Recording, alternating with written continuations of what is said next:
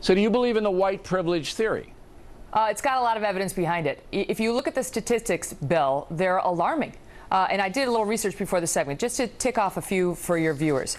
Black unemployment rate in Ferguson is 3 times the white unemployment rate. Black men between the ages of 16 and 24 have an almost 50% unemployment rate. For whites, it's 16%. In the United States, a black child is almost 4 times as likely to live in a poor neighborhood as a white child is. 20% of white kids are in single-parent homes. 52% of black kids are. The incarceration rate is 6 times higher for blacks than it is for whites. There's segregated housing in Ferguson. There's underperforming schools. Both of those correlate strongly with low prospects in life.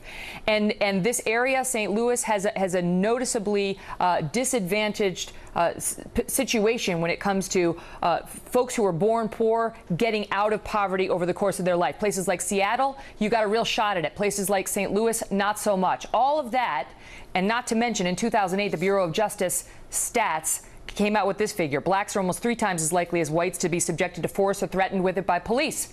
All of that explains the numbers by Pew that show that just 18% of blacks are confident in this Michael Brown investigation. 52% of whites are.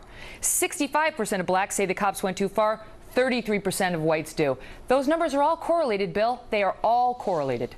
All right. Now, let me challenge the stats here. Number one, you have a black attorney general who's basically running the investigation, so I don't know why African Americans wouldn't have confidence in that. Eric Holder has, in the past, made it quite clear. He's running a satellite. He's running a satellite investigation, but right now. But you and I both know that Holder will call the shots here, and he has the bully pulpit. Number two. And Holder, the viewers should know, his DOJ was actually cited for misconduct in an investigation against cops down in New Orleans. So there you have the opposite problem.